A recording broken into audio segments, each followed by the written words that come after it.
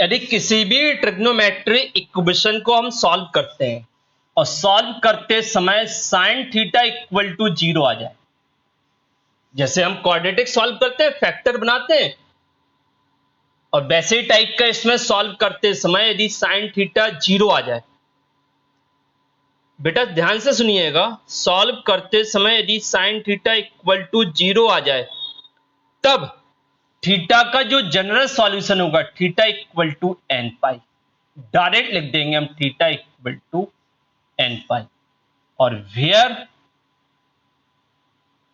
N belongs to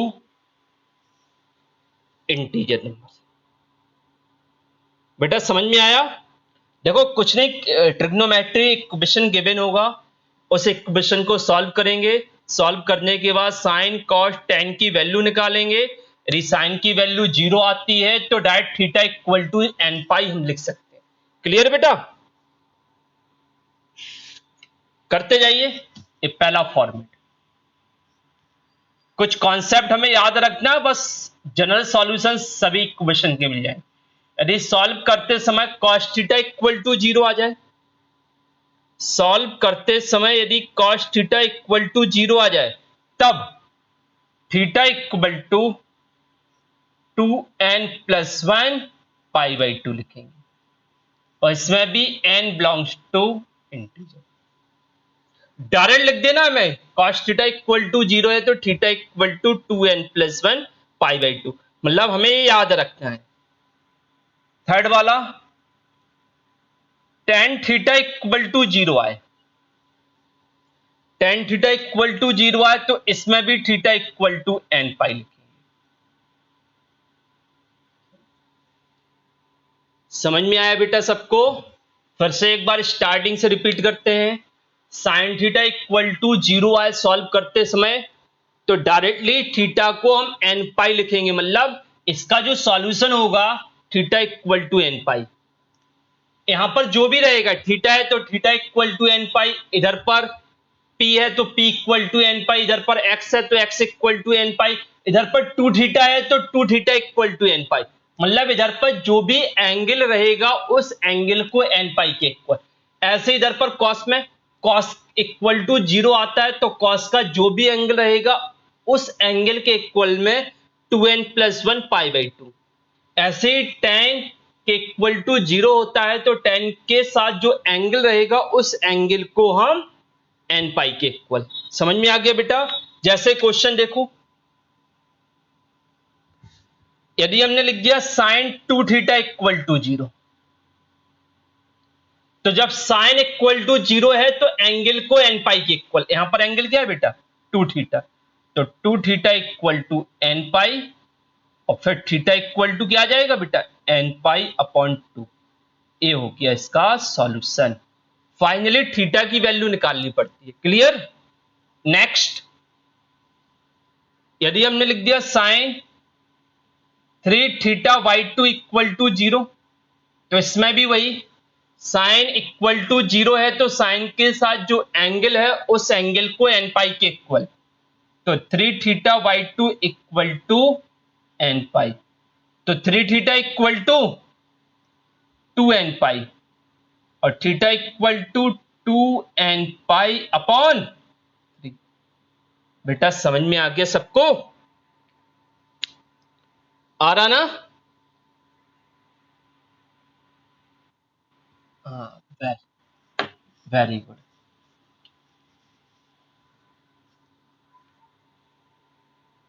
और भी देखो, हाँ बोलो।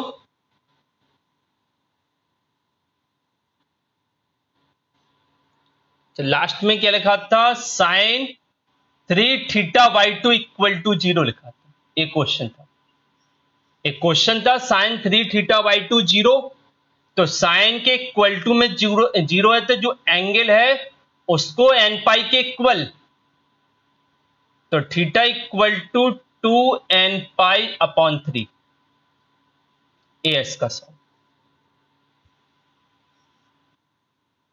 नेक्स्ट क्वेश्चन देखिए बेटा, अब कॉस वाली कंडीशन ले रहे हैं। यदि कॉस के इक्वल टू में 0 हो, फिर से ध्यान दीजिए बेटा, कॉस के इक्वल टू में 0 आता है तो एंगल को किसके इक्वल, कॉस का जो एंगल है उस एंगल को किसके इक्वल, तो हमने एंगल को 2n+1 π/2 के इक्वल कर दिया। फिर एन की थीटा की वैल्यू कितनी आएगी, 2n+1 π/6। क्लियर बेटा। Next, cos 3θ upon 2 equal to 0।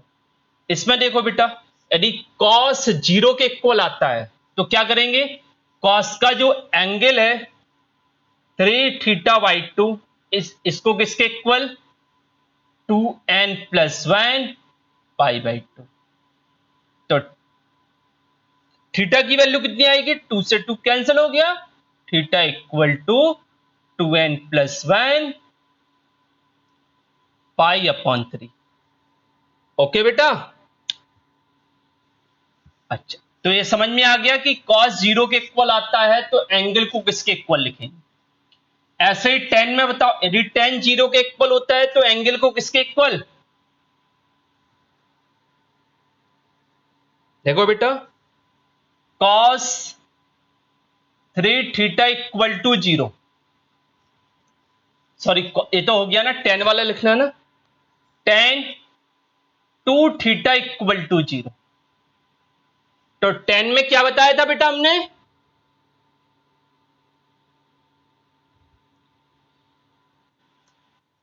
हाँ, तो 2θ इक्वल टू n पाई, तो थीटा की वैल्यू n π/2। फिर से एक बार स्टार्टिंग से देख लो, जब साइन 0 के इक्वल आता है तो साइन का जो एंगल है वो n π के इक्वल लिखकर सॉल्व करेंगे। यदि cos का एंगल 0 के इक्वल आता है तो जो cos, यदि cos 0 के इक्वल आता है तो cos का जो एंगल है थीटा वो किसके इक्वल, 2n+1 π/2। और यदि tan का एंगल, सॉरी tan यदि 0 के इक्वल आता है तो जो tan का एंगल रहेगा वो n π के इक्वल। इन्हीं तीनों कंडीशन को हम यूज कर रहे हैं। नेक्स्ट, tan 3θ/4 यदि 0 के इक्वल आता है, इट मीन्स tan 3θ/4 0 के इक्वल है तो एंगल को किसके इक्वल लिखेंगे, 3θ/4 इक्वल टू n π। एंगल को n π के इक्वल लिखेंगे तो थीटा इक्वल टू 4n π/3। ये हो गया बेटा, सबको समझ में आ गया, आया। अभी तो ये साइन कॉस टेन तीनों 0 के इक्वल आ रहे थे, बट यदि तीनों 0 के इक्वल ना आकर किसी वैल्यू के इक्वल आए तब हम सॉल्यूशन क्या लिखते हैं, वो देखो। जैसे हमने कहा साइन थीटा इक्वल टू 1/2 आ गया, या टेन थीटा इक्वल टू 1 आ गया, या कॉस थीटा इक्वल टू √3/2 आ गया। तो ऐसे क्वेश्चन को कैसे सॉल्व करते हैं, सिंपल सा लॉजिक है। तीनों क्वेश्चन ध्यान से देखिएगा। जैसे हमने लिखा है, यदि सॉल्व करते समय साइन थीटा इक्वल टू 1/2 आ गया,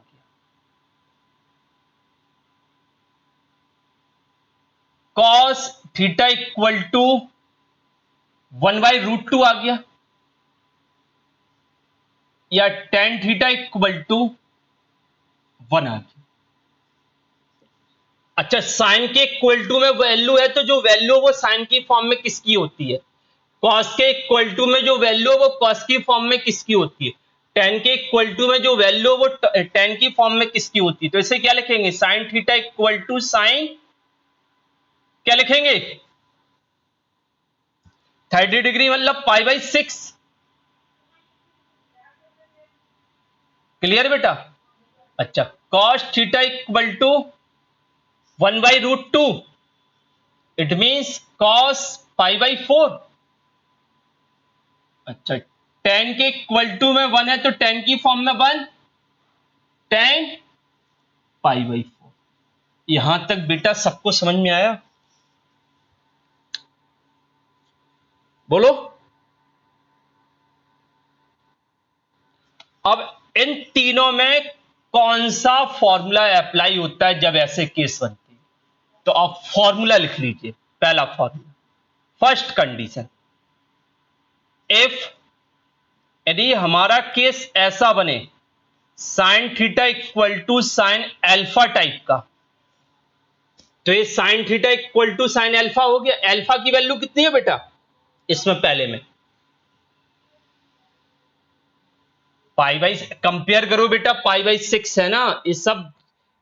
देखो तो इसमें जनरल सॉल्यूशन क्या लिखते हैं? Theta equal to n pi plus -1 का whole power n into alpha. ये होता है जनरल सॉल्यूशन जब sine theta equal to sine alpha बने। Sine theta equal to sine alpha वाली कंडीशन बने तो theta equal to n pi plus -1 का whole power n into alpha. Clear? अच्छा, second, if cos theta equal to cos alpha बने, cos theta equal to cos alpha, तब theta equal to क्या लिखेंगे बेटा? 2n pi plus minus alpha. एक cos theta equal to cos alpha के लिए condition है। थर्ड वाला, if tan theta equal to tan alpha बने तो इसके लिए theta equal to n pi plus alpha. तो इसकी ये तीनों कंडीशन है। उधर पर कुछ नहीं करना, n की जगह n, पाई की जगह पाई, 2 की जगह 2, बट थीटा की जगह जो एंगल है वो थीटा की जगह आएगा, और इक्वल टू में जो अल्फा है वो अल्फा की जगह आएगा। बस। क्लियर बेटा? चलिए अब इन तीनों की आंसर निकाल लीजिए। ये नोट कर लिए सब लोग, नोट कर लो बेटा ये तीनों कंडीशन। इसके बाद हम इन तीनों क्वेश्चन को सॉल्व करते हैं। इन सभी में n क्या है? बिलोंग्स टू जेड, जेड और Z.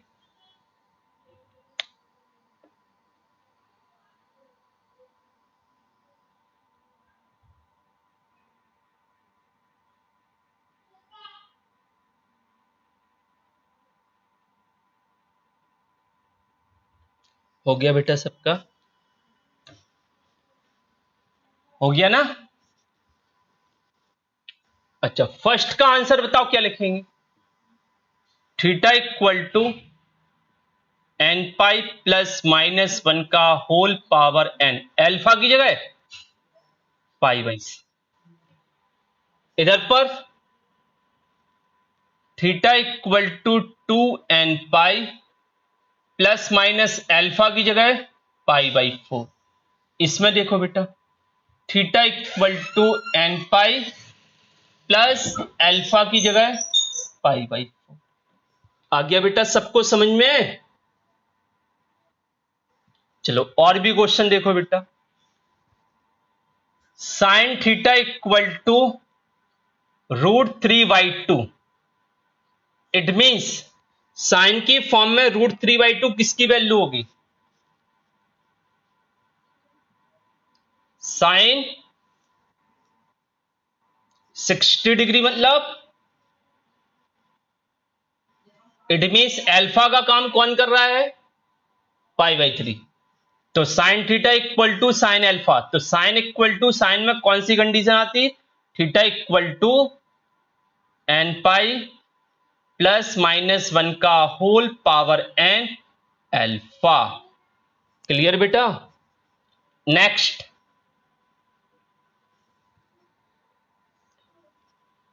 To sine theta plus 1 equal to 0। तो साइन थीटा इक्वल टू -1/2 होगा कि नहीं? बोलो बेटा। अब जल्दी से बताओ, 1/2 क्या होता है साइन की फॉर्म में? 1/2 साइन की फॉर्म में साइन की फॉर्म में 1/2 30 डिग्री नहीं होता है? 30 डिग्री। तो -1/2 क्या होगा? -30 डिग्री। यदि प्लस है तो प्लस में होगा, माइनस है तो माइनस में होगा। आ गया बेटा समझ में?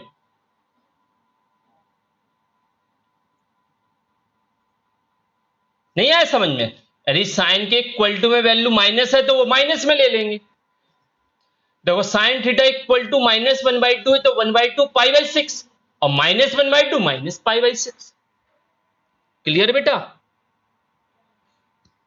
अच्छा, तो यहाँ अल्फा का काम -π/6 कर रहा है, तो थीटा इक्वल टू n पाई +-1 का होल पावर n, अल्फा की जगह -π/6। बोलो बेटा, हुआ ना सॉल्व?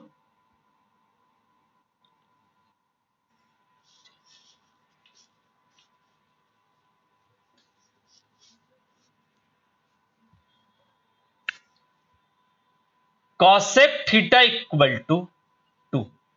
अब आप लोग सोच रहे सर कॉसेक वाला तो हमने सीखा ही नहीं है। कोई बात नहीं, कॉसेक को किस में कन्वर्ट करेंगे हम? साइन में। तो कॉसेक को क्या लिख सकते हैं? 1/sin theta equal to 2।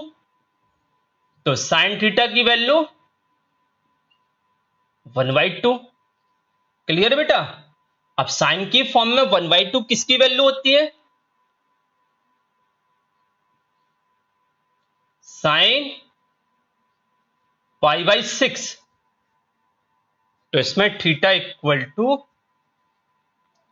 n पाई +-1 का होल पावर n π/6। हो गया ना बेटा सभी का? आसान है ना? कोई प्रॉब्लम तो नहीं हो रही किसी को? यदि किसी को कोई प्रॉब्लम है तो बेटा डिस्कस करना है। Next, √3 sec2 θ equal to 2। तो sec तो हमें पता नहीं बेटा, बट cos तो पता है ना। तो sec को cos में कन्वर्ट करेंगे, तो √3 into 1/cos2 θ equal to 2। Cross multiply कर दो, तो 2cos2 θ इक्वल टू √3। तो cos2 θ इक्वल टू कितना आएगा बेटा? √3/2। ए। अब cos की फॉर्म में √3/2 किसकी वैल्यू होती है?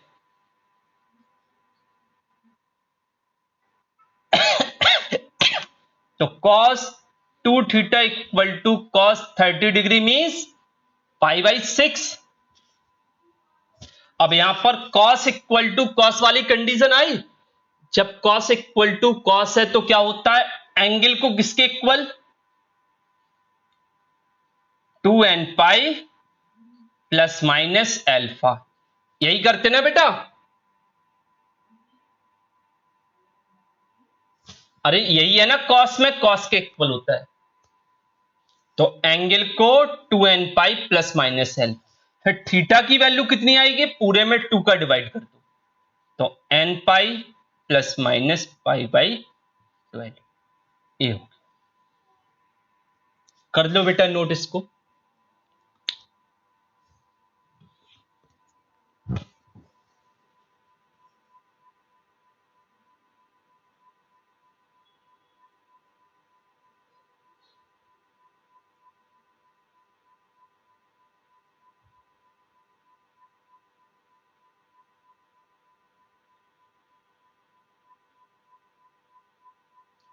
हो गया बेटा सबका?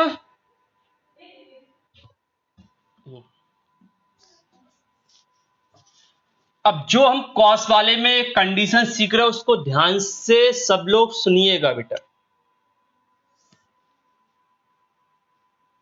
Cos 3 theta equal to -1/2। बेटा ध्यान से, अब कॉस के इक्वल टू में -1/2 है। अच्छा, जैसे हम लिखें साइन के इक्वल टू में यदि -1/2 होता तो क्या कर देते हैं, sine theta equal to sine 1/2 π/6, तो -1/2 -π/6। बट कॉस में ऐसा नहीं करते हैं, tan में भी हो जाता है। जैसे हमने लिखा tan इक्वल टू -√3, तो tan थीटा इक्वल टू √3 किसकी वैल्यू होती है tan की फॉर्म में, √3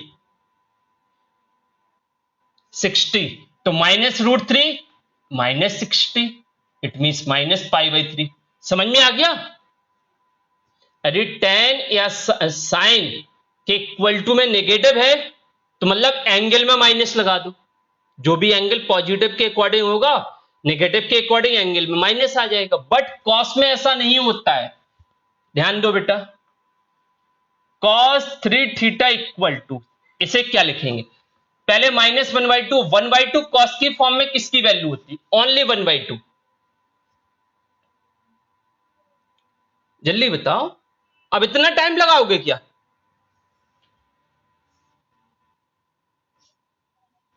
अरे बेटा माइनस नहीं लेना, सिर्फ कॉस में माइनस माइनस में नहीं आएगा बेटा, साइन में माइनस है तो माइनस में आ जाएगा, टेन में माइनस है तो माइनस में आ जाएगा। बट कॉस के इक्वल टू में माइनस है तो वो माइनस नहीं लेना। अभी बेटा फिर से हमारी बात ध्यान से सुनो, कॉस वाली कंडीशन हमें माइनस नहीं है बेटा, अभी दिमाग से निकाल दो, माइनस नहीं है, माइनस को हमने हटा दिया। अब 1/2 किसकी वैल्यू होती है, केवल 1/2 कॉस की फॉर्म में। कॉस 60 मीन्स मतलब किस एंगल पर, π/3 पर। तो ए π/3 पर 1/2 देगा, बट -1/2 किस पर देगा, तो जो प्लस पर जो एंगल होता है और माइनस पर उस एंगल को पाई में से माइनस कर दो, ऐसा लिखते हैं। फिर से हमारी बात ध्यान से सुनिएगा अच्छी तरीके से। कॉस के इक्वल टू में यदि माइनस वैल्यू होती है तो प्लस पहले किसकी फॉर्म में होता है, किस एंगल पर होता है, पहले 1/2 किस एंगल पर होगा, π/3।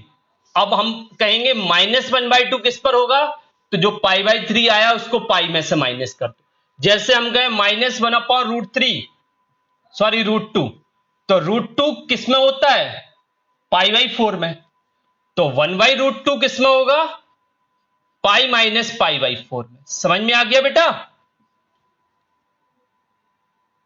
अच्छा, कॉस के इक्वल टू में -√3/2 है, तो √3/2 किस में होगा, π/6 में, π/3 में, π/6 में होगा। अरे √3/2 π/6 होगा कॉस में, बोलो बेटा। तो -√3/2, तो जो π/6 आया है उसको पाई में से माइनस। समझ गए बेटा, कॉस में ऐसा करते हैं। कोई प्रॉब्लम, सबको समझ में आ गया। देखो 3 एग्जाम्पल दे दिए हमने, तीनों में यदि कॉस के इक्वल टू में माइनस है तो जो प्लस वाला एंगल होता है उसको पाई में से माइनस कर दो तो माइनस वाली कंडीशन बनेगी। तो इधर पर -1/2 है तो 1/2 π/3 पर होता है, तो -1/2 cos पाई माइनस π/3 पर होगा। तो ये कितना आ जाएगा, cos 3 theta equal to cos, solve करो बेटा, कितना आएगा इधर पर, कितना आएगा ये 2π/3। क्लियर बेटा।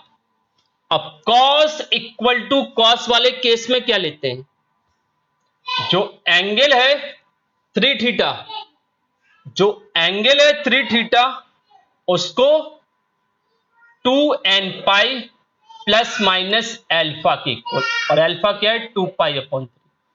तो थीटा की वैल्यू कितनी आएगी 2nπ/3 और माइनस प्लस माइनस 2π/9, ये हो गया बेटा। इस कॉन्सेप्ट को अच्छे से समझो, कॉस के इक्वल टू में यदि माइनस होता है तो माइनस वैल्यू कॉस की फॉर्म में कैसे लेते हैं वो सब पता होना चाहिए हमें। ठीक है बेटा, हो गए, एक क्वेश्चन हो गया। अच्छा आगे देखो बेटा,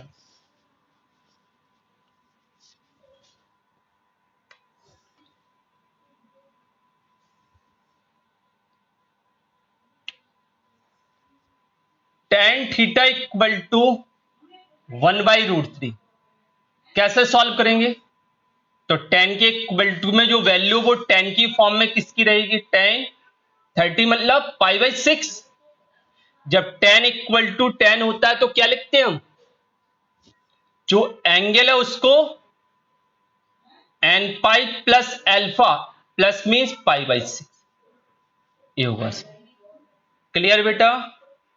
next, tan 2 theta equal to √3, तो tan की फॉर्म में √3 किसकी वैल्यू होगी?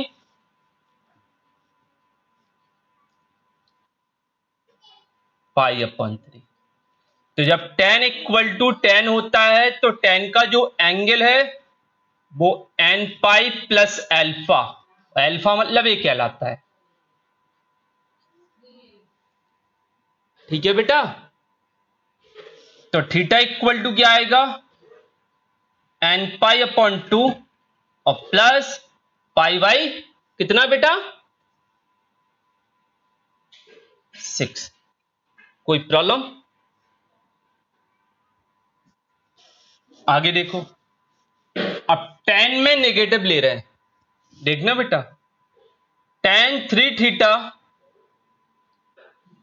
इक्वल टू -1, तो -1 किसके इक्वल लिखेंगे बताओ बेटा? tan में माइनस माइनस एंगल पर हो जाता है, साइन में माइनस माइनस एंगल पर हो जाता है, बट कॉस में माइनस एंगल कैसा होता है? पाई माइनस वाले फॉर्मेट में, समझ गए बेटा? अच्छा -1 क्या होगा? tan क्या लिखेंगे? अरे 1 π/4, तो -1 माइनस π/4, और 1 आपका π/4 पर होगा तो -1 माइनस π/4 पर होगा।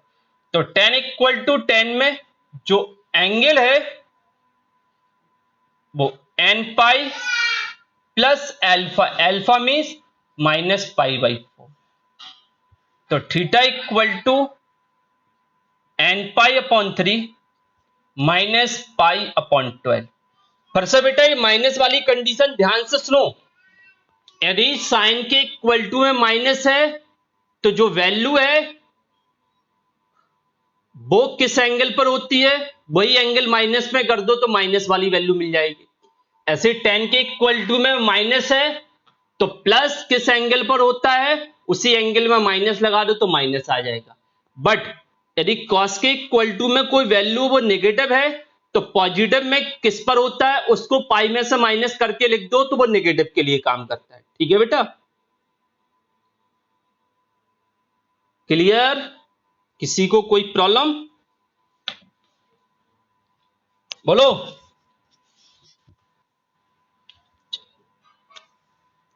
तो देखो बेटा, साइन θ/2 इक्वल टू -1, ये first question. Second, cos 3θ/2 equal to 1/2। Third, tan 2/3 theta equal to √3। ये तीनों क्वेश्चन आप लोग सॉल्व करके आएंगे, नोट कर लीजिए बेटा ये तीनों क्वेश्चन।